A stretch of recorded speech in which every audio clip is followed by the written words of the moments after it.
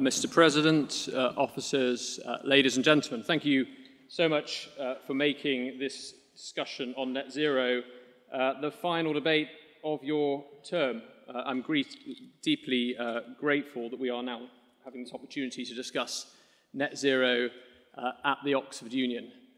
48 months ago this month, I had the opportunity, the privilege, you may say, to be the minister responsible, as the UK's energy minister, of signing the UK's legal commitment to net zero by 2050 into law. And we did so as the UK, the first G7 country to do so. We beat France by one single day.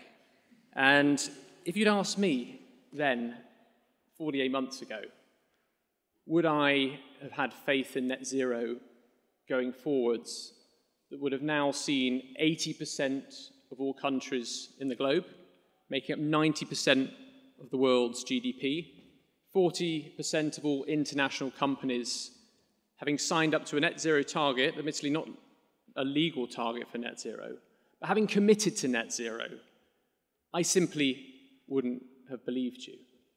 But actually my faith was misplaced.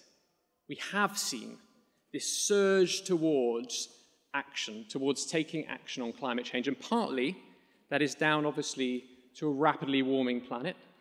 Partly that is down also to the UK's international leadership at COP26, where we delivered the Glasgow Climate Pact, where all of these countries came together to make their national determined contributions, which just weren't for 2050, wasn't just committing to net zero, it was also about their emissions reductions by 2030. And I always say net zero isn't about 2050.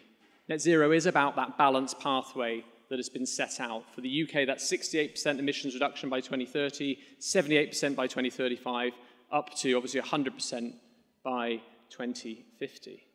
And many other countries have set out slightly varying pathways depending on where they come from, what their carbon footprint is, the historic nature of some of their industries. But the important thing is that now we back them, having led in the past, to continue our support for net zero so that we can work with them to be able to decarbonise further, faster. There may be new technologies that come downstream. That's a possibility.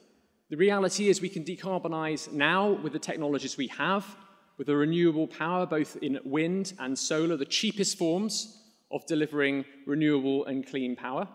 I've been today to see the second tallest wind farm in Leighton Buzzard, and I've been to a solar farm, and the pace and rapid scale of technological deployment is outstanding. We are moving so far, so fast, not just in the UK. We could go further, admittedly. Obviously, we have had a moratorium on onshore wind, but I'm delighted now that the government, on the back of my net zero review, has agreed to a target of 70 gigawatts of solar power, again, by 2035, to make sure that we keep on track for net zero. So having faith in the plan is absolutely vital. If we say today that we don't have faith in net zero before 2050, the motion isn't by 2035, it's before 2035. So technically, you are saying you don't have faith in net zero. If you don't have faith today in net zero, you potentially are saying to all these industries, to all these communities, to councils like Oxford that have set a net zero target for 2030, let alone 2035, that somehow they're on the wrong side of history, that somehow that we shouldn't back their plans. Net zero is hard. One of the reasons why I called my new net zero review the Mission Zero is because I think we need to set out a mission-based approach, a pathway of at least 10 years to 15 years of what we're going to commit, and I don't care which government commits to it.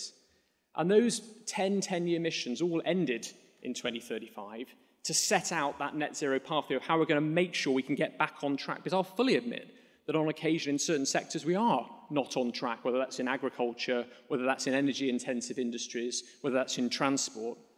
But we should also recognise that the UK has not just been an international leader on net zero, it's been a national one too. We have seen in the past 10 years our emissions fall by 40%, maybe 45%, and at the same time as growing the economy. We are on track on our carbon budget process. And what I would say is that's happened not because politicians have taken pot shots across each other in the House of Commons, but because we've taken the responsible decision to come together and reach a consensus.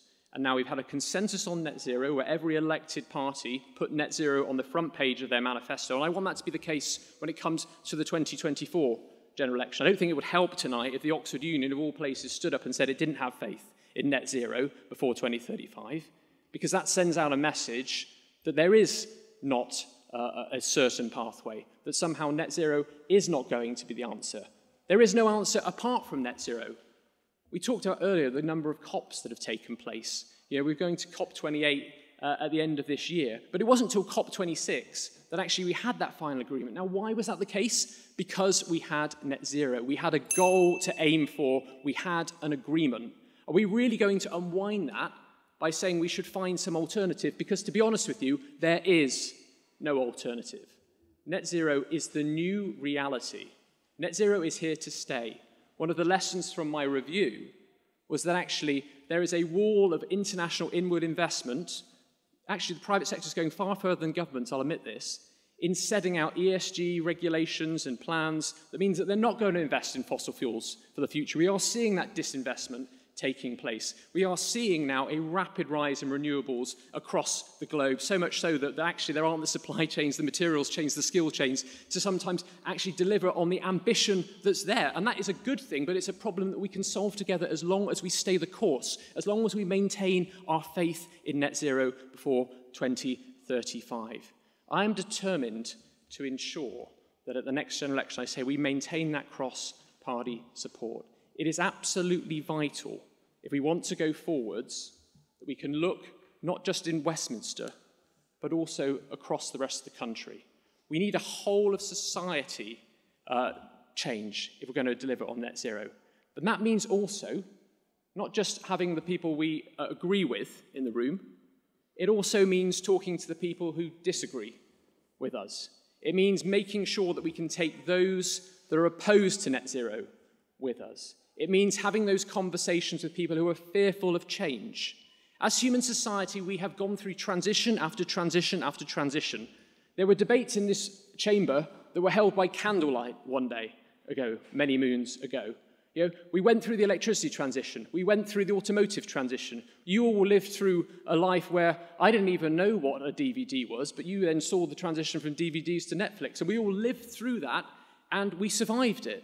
And it's going to be the case with net zero, but for some communities, they are fearful of their jobs because they work in high-carbon industries that's no fault for themselves. We've got to be able to transition them forward to a new future where they have a job, making sure that defossilization doesn't lead to deindustrialization. And that's a real fear. And my fear today is that if we vote against the motion, for the motion, and if we say that we have no faith in net zero before 2035, you will gift those opponents a sense as they say that actually we don't have faith in net zero. But secondly, when it comes to delivering on those tasks, we walk a tightrope. We walk a via media, a middle way with net zero. There will always be those, and some of these are on the proposition, who say, no, net zero, it doesn't go far enough, we need to go further, faster. And you know, I don't disagree sometimes that we should be able to find ways to go further, faster. But at the moment, it is the only tool in the box that we have to be able to deliver both internationally and nationally and take the whole of society with us. We need to be able to turn not just to those who are in favour of taking action to deliver on climate change. We need to be able to make sure that those who don't understand the science, who are easily swayed by those who peddle disinformation and misinformation, are able to recognise that net zero isn't some sort of eco-project that's going to be forced on them. Actually, net zero is possible. It's going to be able to change people's lives for the better.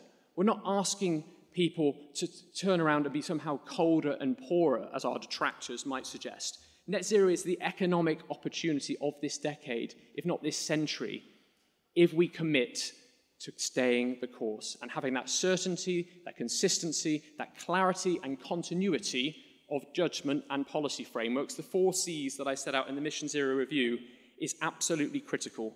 So tonight, think about how you will vote, because I want to ensure that we continue to have faith in net zero before 2035. Thank you.